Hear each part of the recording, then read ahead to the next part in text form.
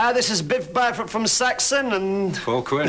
And you're listening to FURIA. Yes, rock and roll. Lindas a respeito da banda, eram tremendas, assim. É a banda que toca mais alto no mundo, já morreu o neguinho, é exatamente o que eu pergunto pra eles. Vamos lá. Sejam bem-vindos na sequência clássico da banda Princes of the Night. Falou? Vai lá, Saxon.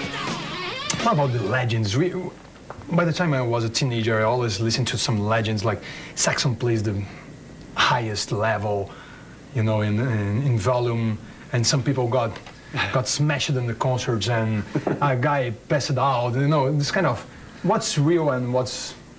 There were some people died at our earlier concerts. One of the guys had a brain tumor. Because he was banging? He was head banging, and yeah. Is it possible to die banging the head? Or? I don't think so, no. It's just a one-off, eh? He was running from one side to the other and banging it on the wall. Yeah, maybe.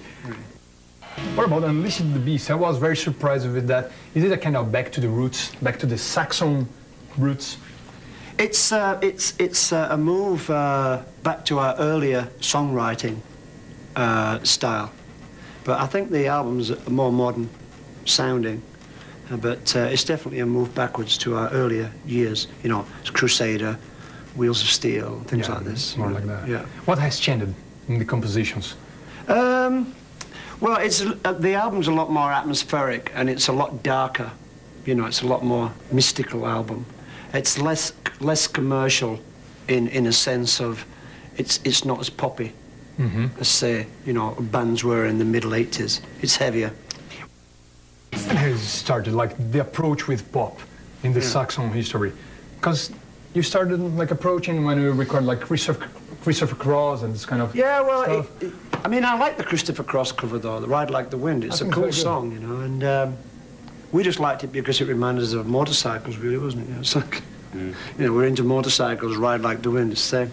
But we did move more American, you know, in the middle 80s, and we think it was a mistake. You know, mistake, really. Because you've got to remember that bands like Motley Crue and Cinderella and, you know, all these bands were very big. And we changed a little bit. To adapt to the American We just market. adapted, you know, to the style, and we probably should have stayed where we were, but we're okay now. Yeah, the song is great. Yeah. Are you happy with that, with Unleashing the Beast? Yeah, yeah, it's lovely. I mean, we love the album. Love it. Yeah. What about Sob? Was there a band called Sob and Coast? Sob, the Coast was me and Paul. Okay. And Sob was Graham Oliver and Steve Dawson. There was no drummer.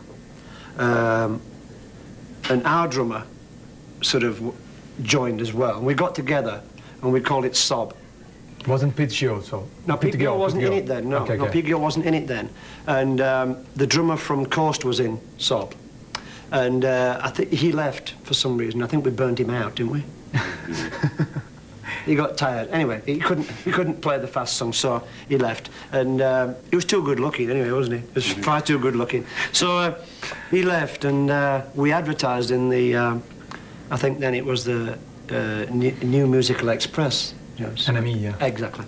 And Pete Gill phoned, and he just left the Glitter Band. Só esclarecendo aqui então, para quem não souber, Pete Gill foi o primeiro baterista do Saxon. Você percebeu que duas bandas originaram o Saxon, o Sob, S-O-B, e também o Coast. Depois virou Son of a Beach e finalmente Saxon.